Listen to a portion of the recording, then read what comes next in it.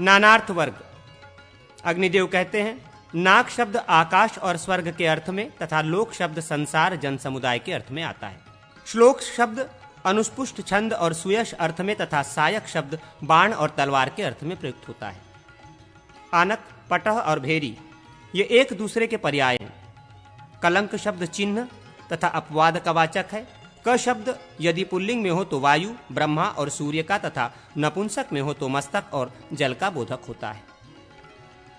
पुलाक शब्द कंदम, संक्षेप और भात के पिंड के अर्थ में आता है। कौशिक शब्द इंद्र, गुग्गुल, उल्लू तथा सांप पकड़ने वाले पुरुषों के अर्थ में प्रयुक्त होता है। बंदरों और कुत्तों को शालावृक कहते हैं। माप के साधन का नाम मान है। सर्ग शब्द स्वभाव, त्याग, निश्चय, अध्ययन और सृष्टि के अर्थ में उपलब्ध होता है।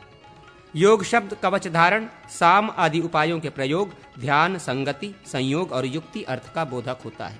भोग शब्द सुख और स्त्री, वैश्या या दासी आदि को उपभोग के बदले दिए जाने वाले धन का वाचक है। अब्ज शब्द शंख और चंद्रमा के अर्थ में भी आता है। करट शब्द हाथी के कपोल और कौवे का वाचक है। शिपिविष्ट शब्द बुरे चमड़े वाले कोढ़ी मनुष्य का बोध कराने वाला है। अरिष्ट शब्द क्षेम, अशुभ तथा अभाव के अर्थ में आता है। अरिष्ट शब्द शुभ और अशुभ दोनों अर्थों का वाचक है। व्युष्टि शब्द प्रभात काल और समृद्धि के अर्थ में तथा दृष्टि शब्द ज्ञान, नेत्र और दर्शन के अर्थ में आता है। निष्ठा का अर्थ है निष्पत्ति, सिद्धि, नाश और अंत तथा काष्ठा का उत्कर्ष, स्थिति तथा दिशा अर्थ में प्रयोग होता है। इडा और इला शब्द गौ तथा पृथ्वी के वाचक है। प्रगाढ़ शब्द अत्यंत एवं कठिनाई का बोध कराने वाला है। वाढ़म पद अत्यंत और प्रतिज्ञा के अर्थ में आता है। दृढ़ शब्द समर्थ एवं स्थूल का वाचक है तथा इसका तीनों लिंगों में प्रयोग होता है। व्यूढ़ का अर्थ है विन्यस्त, सिलसिलेवार रखा हुआ या बिहू के आकार में खड़ा किया हुआ तथा संहत, संगठित।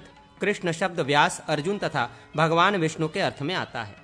पर्ण शब्द जुआ आदि में दांव पर लगाए हुए द्रव्य, कीमत और धन के अर्थ में प्रयुक्त होता है। गुण शब्द धनुष की प्रत्यंचा, द्रव्यों का आश्रय लेकर रहने वाले रूपरस आदि गुणों का, सत्व, रज और तम का, शुक्ल, नील आदि वर्णों का तथा संधि विग्रह आदि 6 प्रकार की नीतियों का बोध कराने वाला है। ग्रामणी शब्द श्रेष्ठ मुखिया तथा गांव के स्वामी का वाचक है। घृणा शब्द जुजुप्सा और दया दोनों अर्थों में आता है। तृष्णा का अर्थ है इच्छा और प्यास। विपणी शब्द बाजार या बनिए के दुकान के अर्थ में आता है। तीक्ष्ण शब्द नपुंसक लिंग में प्रयुक्त होने पर विष, युद्ध तथा लोहे का वाचक होता है और प्रखर या प्रचंड के अर्थ में उसका तीनों लिंगों में प्रयोग होता है। प्रमाण शब्द कारण, सीमा, शास्त्र, यत्ता, निश्चित माप तथा प्रामाणिक पुरुष के अर्थ में आता है। करुण शब्द क्षेत्र और गात्र का तथा एऋण शब्द शून्य, निर्जन एवं उसर भूमि का वाचक है। यंता पद हाथीवान और सारथी का वाचक है। हेति शब्द का प्रयोग आग की ज्वाला के अर्थ में होता है। श्रुत शब्द शास्त्र एवं अवधारण, निश्चय का तथा कृत शब्द सत्ययुग और पर्याप्त अर्थ का बोधक है। प्रतीत शब्द विख्यात तथा दुष्ट के अर्थ में और अभिजात शब्द कुलीन एवं विद्वान के अर्थ में आता है। विविक्त शब्द पवित्र और एकांत का तथा मूर्छित शब्द मूढ़, संज्ञा शून्य और फैले हुए या उन्नति को प्राप्त हुए बोध कराने वाला है। अर्थ शब्द अभिधेय शब्द से निकलने वाले तात्पर्य, धन, वस्तु, प्रयोजन और निवृत्ति का वाचक है। तीर्थ शब्द निदान, उपाय, आगम, शास्त्र, महर्षियों द्वारा सेवित जल तथा गुरु के अर्थ में प्रयुक्त होता है। कुकुत शब्द स्त्रीलिंग के सिवा अन्य लिंगों में प्रयुक्त होता है। ये प्रधानता, राजचिन्ह तथा बैल के अंग विशेष का बोध कराने वाला है। संविद शब्द स्त्रीलिंग है। इसका ज्ञान, संभाषण, क्रिया के नियम, युद्ध और नाम अर्थ में प्रयोग होता है। उपनिषद शब्द धर्म और रहस्य के अर्थ में तथा शरद शब्द ऋतु और वर्ष के अर्थ में आता है। पद शब्द व्यवसाय, निश्चय, रक्षा, स्थान, चिन्ह, चरण और वस्तु का वाचक है। स्वादु शब्द प्रिय एवं मधुर अर्थ का तथा मृदु शब्द तीखेपन से रहित एवं कोमल अर्थ का बोध कराने वाला है। स्वादु और मृदु ये दोनों शब्द तीनों ही लिंगों में प्रयुक्त होते हैं। सत्य शब्द सत्य, साधु, विद्यमान, प्रशस्त तथा पूज्य अर्थ में उपलब्ध होता है। विधि शब्द विधान और दैव का वाचक है। प्रणीधि शब्द याचना और चर, दूत के अर्थ में आता है। वधु शब्द जाया, पतोहु और स्त्री का बोधक है। सुधा शब्द अमृत, चूना तथा शहद के अर्थ में आता है। श्रद्धा शब्द आदर, विश्वास एवं आकांक्षा के अर्थ में प्रयुक्त होता है।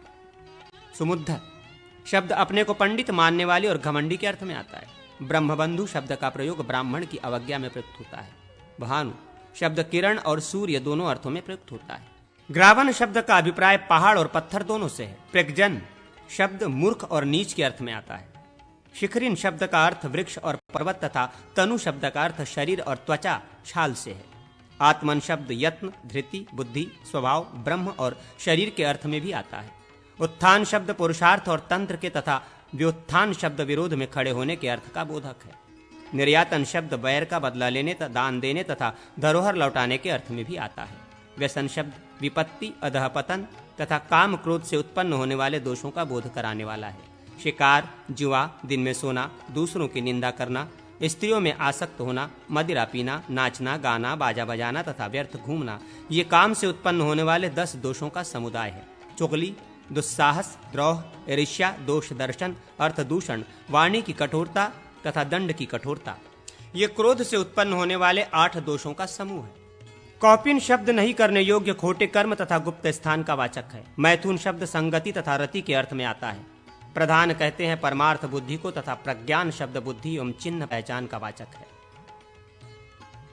क्रंदन शब्द रोने और पुकारने के अर्थ में आता है। वर्षमन शब्द देह और परिमाण का बोधक है। आराधन शब्द साधन प्राप्ति तथा संतुष्ट करने के अर्थ में प्रयुक्त होता है। रत्न शब्द का स्वजाति में श्रेष्ठ पुरुष के लिए भी प्रयोग होता है और लक्ष्मण शब्द चिन्ह एवं प्रधान का बोध कराने वाला है। कलाप शब्द आभूषण, मोरपंख, तर्कस और संगठित के अर्थ में भी उपलब्ध होता है। तल्प शब्द शैया, अट्टालिका तथा स्त्री रूप अर्थ का बोधक है। डिंब शब्द शिशु और मूर्ख के अर्थ में प्रयुक्त होता है। स्तंभ शब्द खंभे तथा जड़वत निश्चेष्ट होने के अर्थ में आता है। सभा शब्द समिति तथा सदस्यों का भी वाचक है। रश्मि शब्द किरण तथा रस्सी का वाचक है। धर्म शब्द का प्रयोग पुण्य और यमराज आदि के लिए होता है। ललाम शब्द पूंछ, पुंड्र, तिलक, घोड़ा, आभूषण, श्रेष्ठता तथा ध्वजा इत्यादि अर्थों में आता है। प्रत्यय शब्द अधीन, शपथ, ज्ञान, विश्वास तथा हेतु के अर्थ में प्रयुक्त होता है। समय शब्द का अर्थ है शपथ, आचार, काल, सिद्धांत और संविद, करार। अत्यय, अतिक्रमण, उल्लंघन और कठिनाई अर्थ में तथा सत्य शब्द शपथ और सत्य भाषण के अर्थ में आता है। वीर्य शब्द बल और प्रभाव का तथा रूप्य शब्द परम सुंदर रूप का वाचक है। दुरोदर शब्द पुल्लिंग होने पर जुआ खेलने वाले पुरुष और जुए में लगाए जाने वाले दांव का बोध कराने वाला होता है तथा नपुंसक लिंग होने पर जुए के अर्थ में आता है। कांतार शब्द बहुत बड़े जंगल और दुर्गम मार्ग का वाचक है तथा पुल्लिंग और नपुंसक दोनों लिंगों में उसका प्रयोग होता है। हरि शब्द यम, वायु, इंद्र, चंद्रमा, सूर्य, विष्णु और सिंह आदि अनेकों अर्थों का वाचक है। दर शब्द स्त्रीलिंग को छोड़कर अन्य 2 लिंगों में प्रयुक्त होता है। इसका अर्थ है भय और खंडक। जठर शब्द उदर एवं कठिन अर्थ का बोधक है। उदार शब्द दाता और महान पुरुष के अर्थ में आता है। इतर शब्द अन्य और नीच का वाचक है। मौली शब्द के 3 अर्थ हैं, चूड़ा, किरीट और बंधे हुए केश। बलि शब्द कर, टैक्स या लगान या उपहार, भेंट आदि के अर्थ में प्रयोग होता है। बल शब्द सेना और स्थिरता आदि का बोधक है। नीवि शब्द स्त्री के कटिवस्त्र के बंधन रूप अर्थ में तथा परिपर्ण, पूंजी, मूलधन अथवा बंधन रखने के अर्थ में आता है। वृष शब्द शुक्रल, अधिक वीर्यवान, चूहा, श्रेष्ठ पुरुष, पुण्य, धर्म तथा बैल के अर्थ में प्रयुक्त होता है। आकर्ष शब्द पासा तथा चौसर की बिछांत के अर्थ में आता है। अक्ष शब्द नपुंसक लिंग होने पर इंद्रिय के अर्थ में आता है तथा पुल्लिंग होने पर पासा, कर्ष, 16 मासे का एक माप, गाड़ी के पहिए, व्यवहार, आय व्यय की चिंता और बहेड़े के वृक्ष के अर्थ में उपलब्ध होता है। उष्ण शब्द किरीट आदि के अर्थ में प्रयुक्त होता है। स्त्रीलिंग करशु शब्द कुल्या अर्थात छोटी नदी का वाचक है। अध्यक्ष शब्द प्रत्यक्ष, दृष्टा और अधिकारी के अर्थ में आता है। विभावसु शब्द सूर्य और अग्नि का वाचक है। रस शब्द विष, वीर्य, गुण, राग, द्रव्य तथा श्रृंगार आदि रसों का बोध कराने वाला होता है। वर्चस शब्द तेज और पुरुष, मल का तथा आगस शब्द पाप और अपराध का वाचक है। छंदस शब्द पद्म और इच्छा के तथा साधियस शब्द साधु, उत्तम और बाढ़, निश्चय या हामी भरने के अर्थ में आता है। द्यू शब्द समूह का वाचक है।